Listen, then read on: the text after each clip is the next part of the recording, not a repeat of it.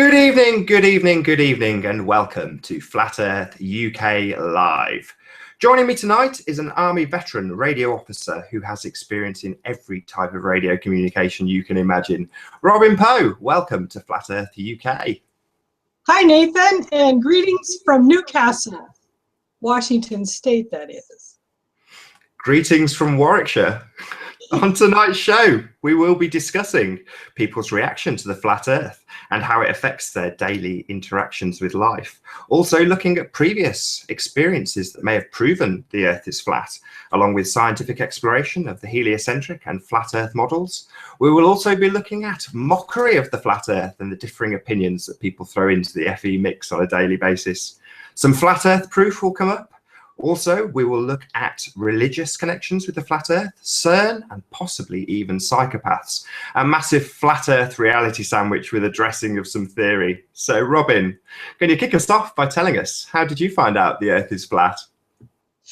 Well, often, people are asked is, what were you looking at on YouTube when you had a related link in the sidebar?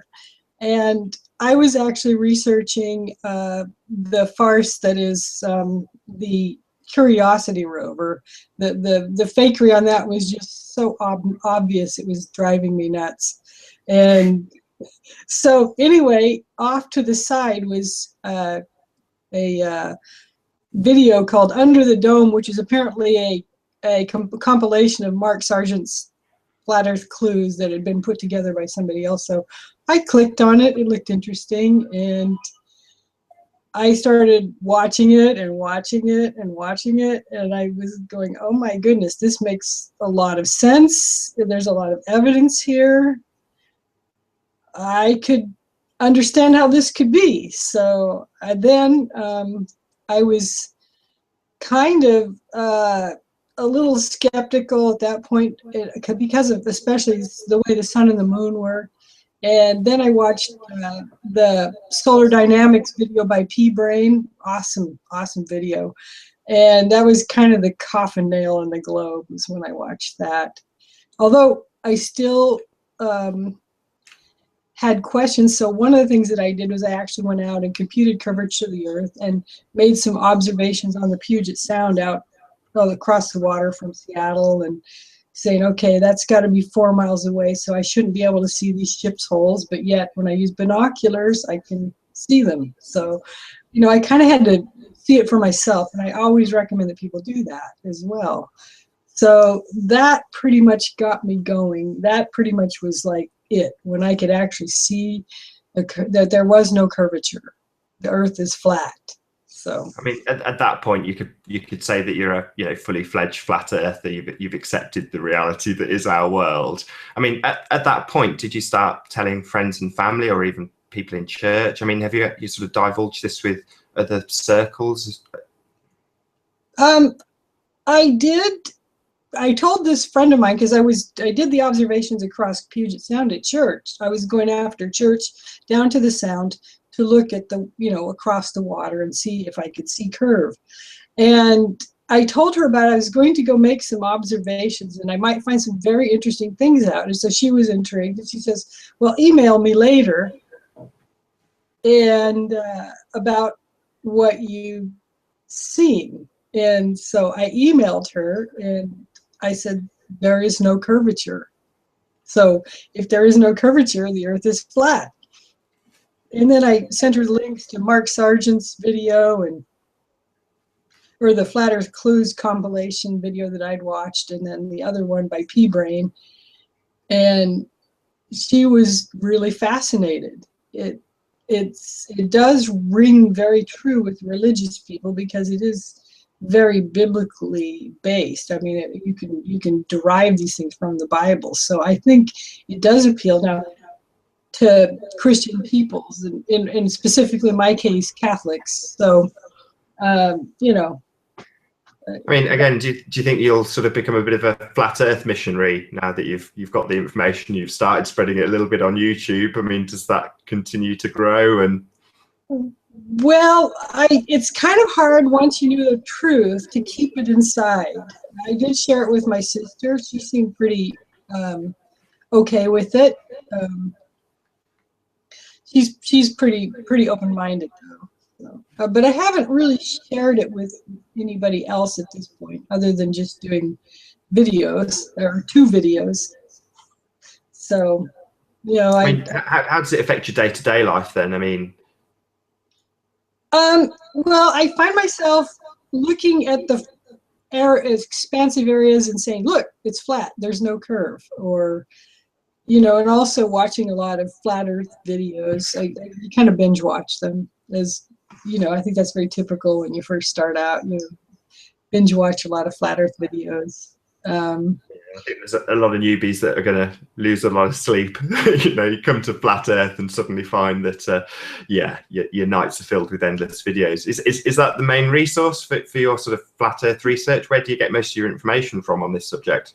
Well, the other thing that it's helped me do is realize that we can take science back. Just the average person can be a researcher, a scientist.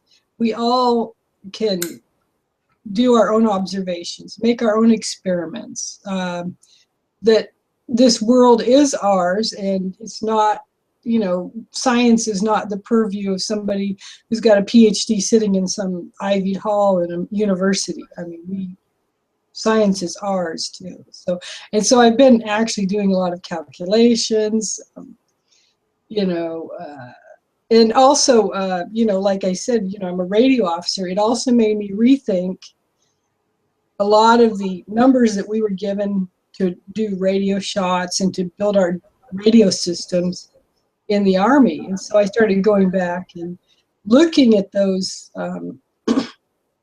you know, just remembering the old radio shots and saying, well, okay, if I compute the curvature that should be there, this radio shot should not have worked.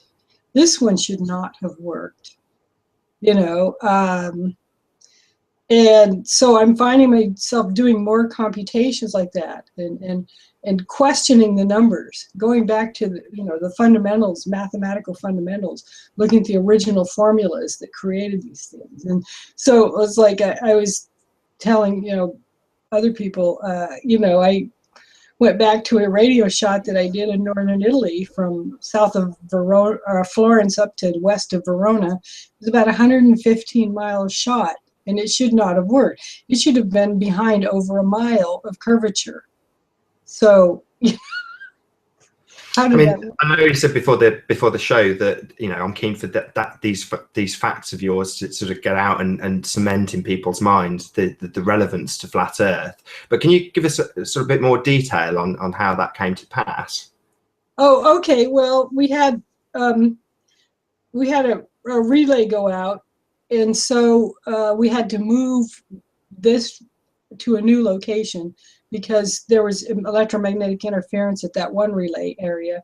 So we were moving it up to a higher mountain so we would get less interference. So we went to a place south of Florence, and we started to put the shot in, and then we were shooting over to Ferraro, you know, where they make the Ferraris.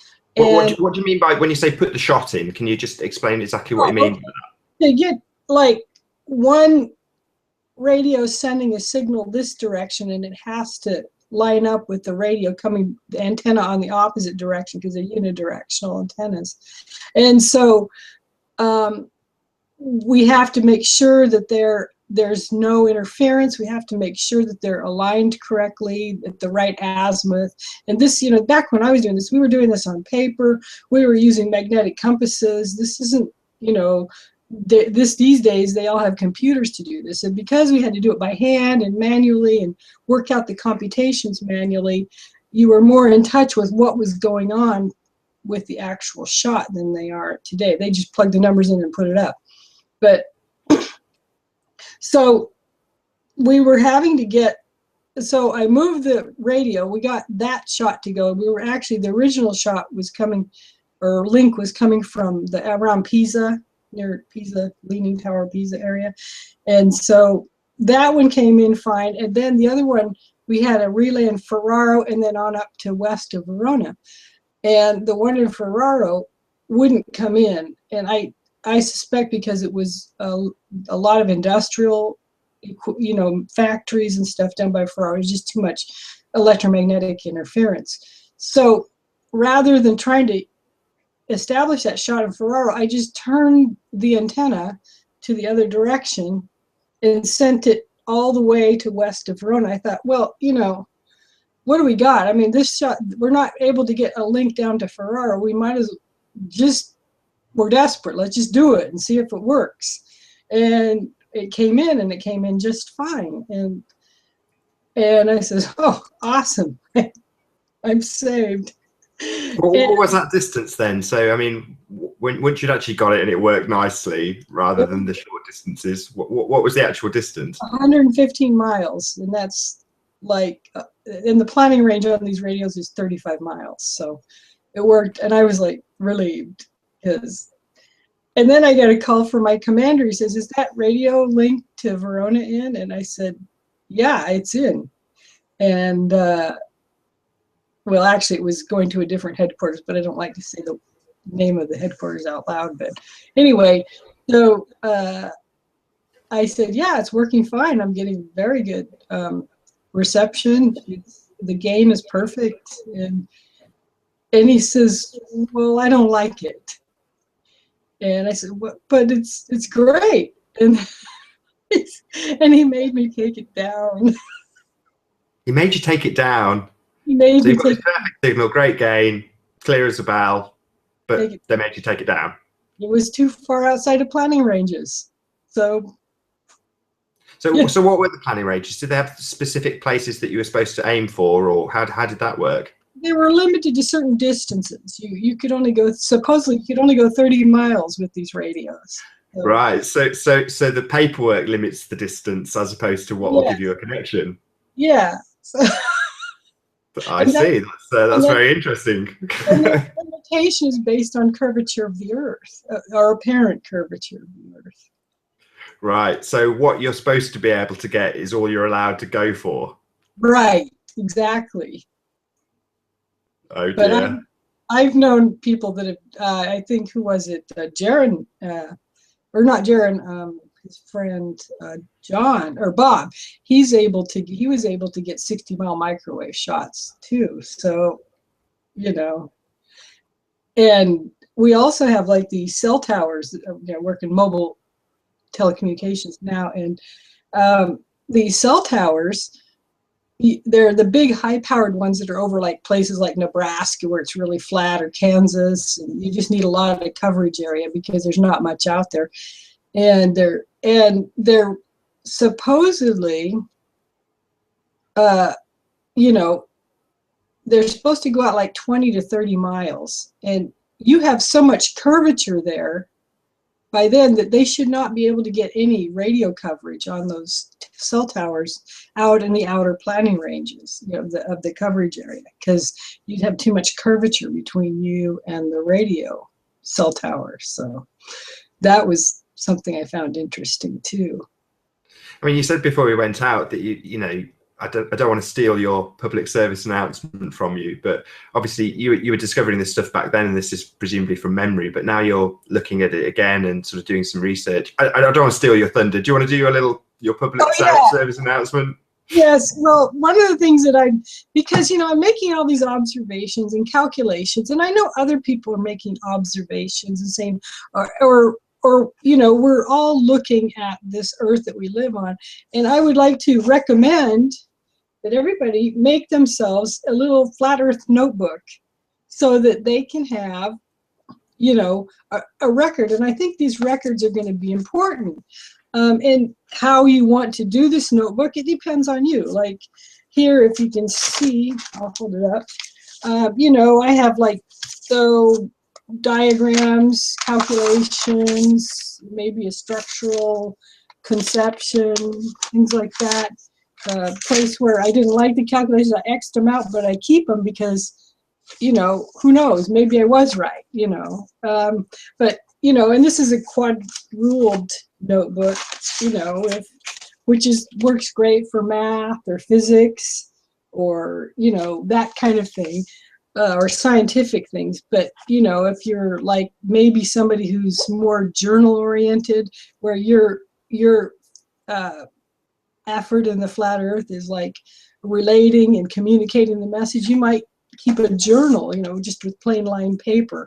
Or if you're an artist, you might have a sketchbook where you would just plain white paper where you would just sketch things out. But I think we all need to start writing down or recording our observations, our thoughts, our ideas, because I think these books are going to become important in the future. So anyway, that was my definitely. I mean, the other thing, taking a step back, I mean, we're talking at a level that people have sort of come to the understanding that the Earth's flat and have accepted it. But at a sort of more going back maybe one step, just realizing our own ability, you know, not to mention the fact that everything's now up for grabs. Literally everything you can imagine is up for grabs in terms of exploration. But, you know, just realize that you have the ability